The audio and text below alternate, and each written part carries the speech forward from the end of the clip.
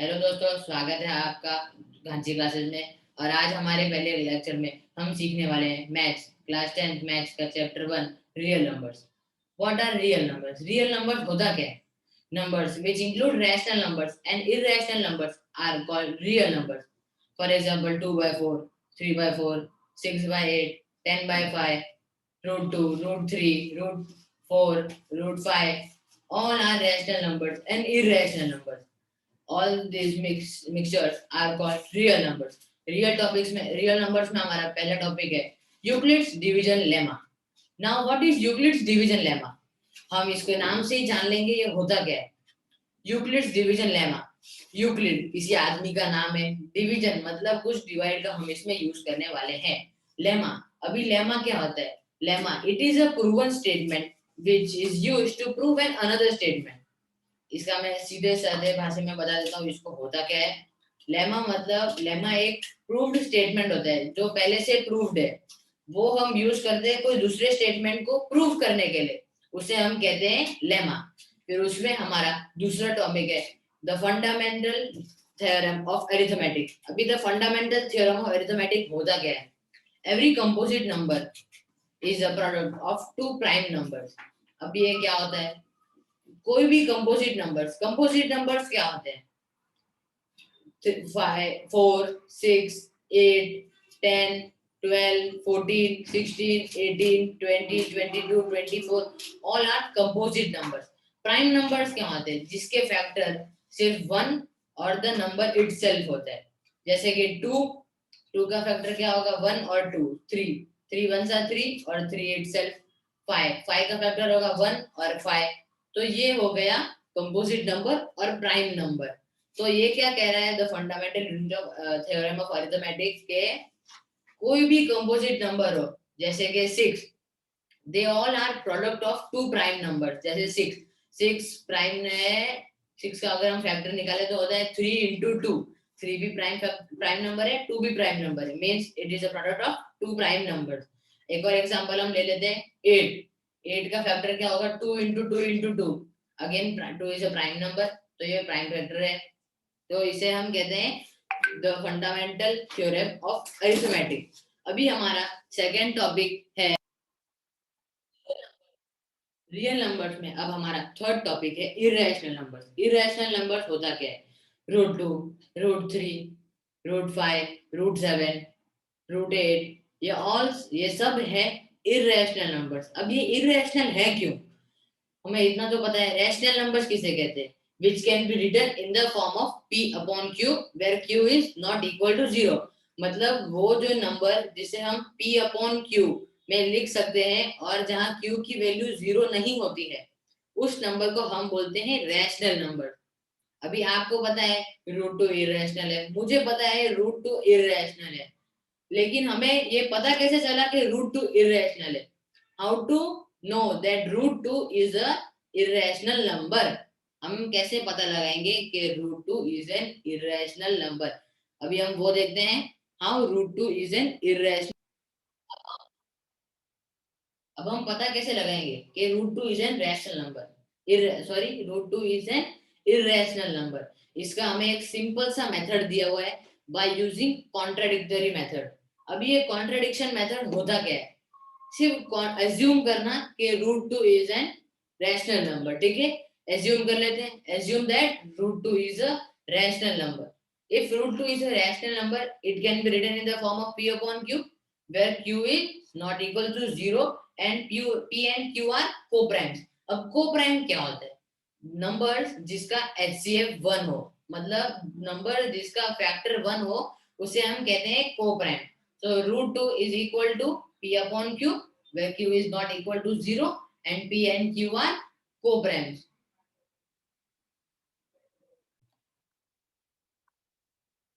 अभी हम b को राइट हैंड साइड लेके चले जाएंगे तो वो क्या हो जाएगा? b√2 is equal to a। Squaring on both the side हमें क्या मिलेगा? 2b² is equal to a²। इससे हमें साफ मालूम पड़ता है कि इससे हमें साफ मालूम पड़ता है कि 2b² is equal to a²।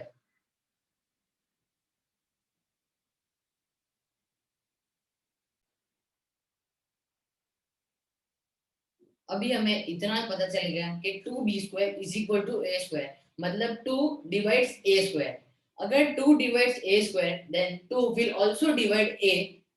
इसके बारे में हम आगे थोड़े आगे पढ़ेंगे, ठीक है। अभी हम मान लेते हैं that if 2 divides a square then 2 will also divide a. Now if 2 divides a then a is equal to 2b.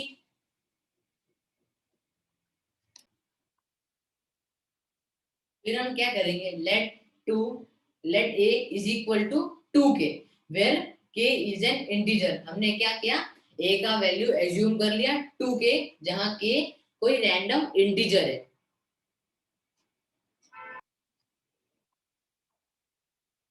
अभी हम क्या करेंगे, हमें जो वैल्यू मिला है a is equal to 2k, इसे हम हमारे ऊपर वाले इक्वेशन में डाल देंगे जहां था 2b² is equal to a square. a की वैल्यू हमें क्या मिल गई है 2k, तो 2b² is equal to 2k the whole square. तो ये क्या हो जाएगा b² which is equal to 4k²। 2b² is equal to 4 जब हम कैंसिल आउट करेंगे तो हमें मिलेगा b² is equal to 2k²। यहाँ पर भी हम देख सकते हैं 2 डिवाइड्स b², हमने पहले भी एज्यूम किया था if 2 divides b² then 2 will also divide b। ये भी हमें मिल गया। अभी हमें दो इक्वेशन मिल गए, 2 divides a also and 2 divides b also. तो हमें इससे क्या मालूम पड़ा कि a and b have at least 2 as a common factor, उनके दो कॉमन फैक्टर हैं। तो हमें भी पता ही है कि p/q में जो नंबर लिया जाता है वो कोप्राइम होते हैं जिसका फैक्टर सिर्फ 1 होता है, लेकिन यहाँ पे a और b जो है इसके फैक्टर है 2।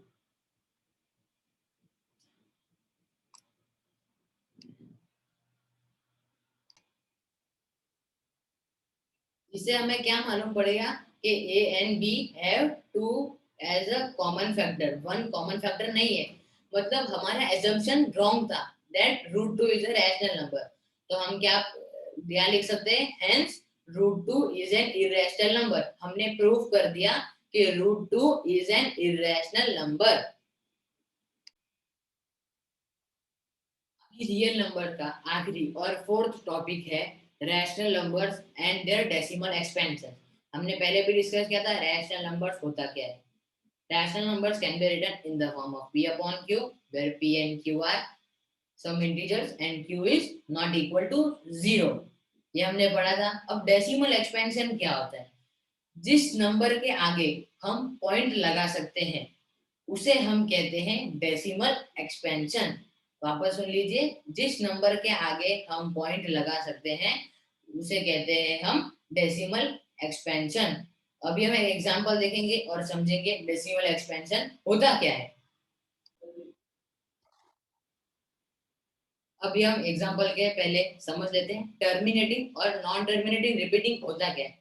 टर्मिनेटिंग वो होता है कि हम कोई भी नंबर को डिवाइड करते जाएं तो वो एक सर्टेन नंबर के आगे रुक जाएगा, उसके आगे वो उसका सब वैल्यू 0 0 0 0 आते जाएगा, उसे हम कहते हैं टर्मिनेटिंग। अभी नॉन टर्मिनेटिंग समझ लो कोई नंबर लिया हमने और उसको डिवाइड किया तो वो नंबर डिवाइड होते जाएगा होते जाएगा होते जाएगा, वो चाहे नंबर रिपीट हो या बिना रिपीट हुआ हुआ नंबर होते जाए लेकिन वो एंड 0 तक होगा ही नहीं, उसे हम कहते हैं नॉन टर्मिनेटिंग रिपीटिंग। अभी शुरुआत करते हैं एग्जांपल के साथ। हम एग्जांपल लेते हैं 15/1600। 15/1600 इसको हम कैसे लिख सकते हैं, 15/2⁶ इंटू 5⁵2। हमने ऐसा क्यों किया, क्योंकि 10 का फैक्टर हम कैसे निकाल सकते हैं, 2 और 5 में निकाल सकते हैं। 3 4 3 2 3 5 इसमें तो निकलेगा ही नहीं, 10 का फैक्टर 2 ही होता है, 2 और 5 हम उसी में निकाल सकते हैं। तो हमें फैक्टर क्या मिल गया 15/2⁶ इंटू 5⁵2। अभी हम इसे नीचे वाले को जो टर्म है, नीचे वाला जो डिनोमिनेटर है उसे हम 10 100 1000 10 लाख ऐसे वाले टर्म में ला देंगे ताकि डेसिमल एक्सपेंशन हमारा इजी हो जाए, ठीक है। तो हम क्या करेंगे, ऊपर भी इंटू 5⁴ कर देंगे, नीचे भी इंटू 5⁴ कर देंगे।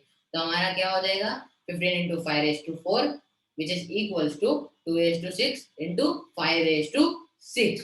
तो अभी हम इसे आगे सॉल्व करेंगे तो हमारा आंसर आता है 9375 अपॉन 10 लाख। कितना आता है? 9375 अपॉन 10 लाख। ठीक है, तो इससे हमें सिंपल मालूम पड़ गया कि हमारा जो पॉइंट रहेगा वो 5 प्लेसेस के बाद लगने वाला है, क्योंकि उसमें टर्म में 5 जीरोज है। अगर हम वो 10 लाख का, अगर हम वो 10 लाख को 10 के उसका फैक्टर निकाले तो वो आएगा 10 रेज टू 5। 10 लाख का अगर हम फैक्टर निकाले तो वो आएगा 10 रेज टू 5। तो हमें वो एक्सपोनेंट देखते ही मालूम पड़ जाएगा कि हमें कितने प्लेसेस के बाद डेसिमल पॉइंट लगाना है। तो हमारे एग्जांपल में 10 की एक्सपोनेंट है 5, तो हमें मालूम पड़ेगा कि 9375 में 5 प्लेसेस बाद डेसिमल पॉइंट लगेगा। तो हमने इसका डेसिमल एक्सपेंशन कर दिया जो होता है 0.009375। ओके, अभी हमें बुक में एक थियरम दिया गया है, वो थियरम दिया हुआ है यूक्लिड्स डिवीजन लेमा से, वहां से हमें मिला है। वो क्या है? Given positive integer a and b, there exist some unique integer q and r satisfying a is equal to b into q plus r, where r can be 0 or equal to 0 or greater than 0, but it cannot be greater than b, it cannot be greater than b। अभी हम इसे एकदम simple भाषा में जानेंगे। ठीक है, ये एकदम डिवीजन के जैसा ही है।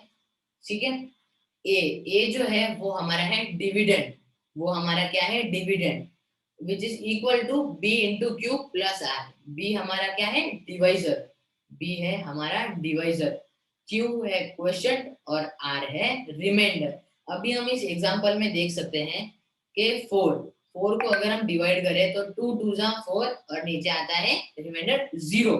तो इसमें डिवाइजर क्या हुआ? a which is equal to 4 equals to B, B क्या हो गया हमारा डिवाइजर? 2। फिर इंटू क्यू, क्यू हमारा यहाँ पे आपको दिख रहा है 2 इंटू 2, जिसका आंसर आता है 4। तो हमारा क्वेश्चन है 2 प्लस रिमाइंडर, रिमाइंडर आपको यहाँ दिख रहा होगा, रिमाइंडर है हमारा 0। तो हमें उससे मालूम पड़ गया कि हमारा रिमाइंडर है 0। तो इसे हम इक्वेशन में कैसे लिखेंगे? 4 which is equals to 2 into 2 plus 0। ठीक है, ठीक है, 4 is equals to 2 into 2 plus 0। और थ्योरम 2.2 सॉरी 1.2 हमें दूसरा भी थ्योरम दिया गया है, अभी हम उसे भी देखते हैं। दूसरा थ्योरम तो एकदम इजी है। वो थ्योरम क्या है? HCF into LCM which is equals to product of two numbers। हम दो नंबर मान लेते A एंड B। ठीक है, A एंड B हमारा दो नंबर है। समझो इसका LCM आता है 1 और इसका इसका एलसीएम आता है 2 और इसका एचसीएफ आता है 1।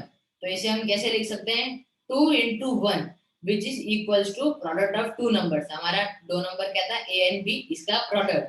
तो 2 into 1 which is equals to A into B. ये एकदम सिंपल है और हम हमें हमारे इस एक्सरसाइज में सॉल्व करने के लिए ये दोनों थ्योरम का यूज करने वाले। तो हमारे साथ बने रहिएगा, हमारे नेक्स्ट वीडियो में हम सॉल्व करेंगे सारे एक्सरसाइज के क्वेश्चन। Okay, thank you. अगर चैनल अच्छा लगे, वीडियो अच्छा लगे तो लाइक जरूर कर देना, शेयर भी कर देना और सब्सक्राइब करके बेल आइकन पे क्लिक करके ऑल पे सिलेक्ट कर देना। Thank you.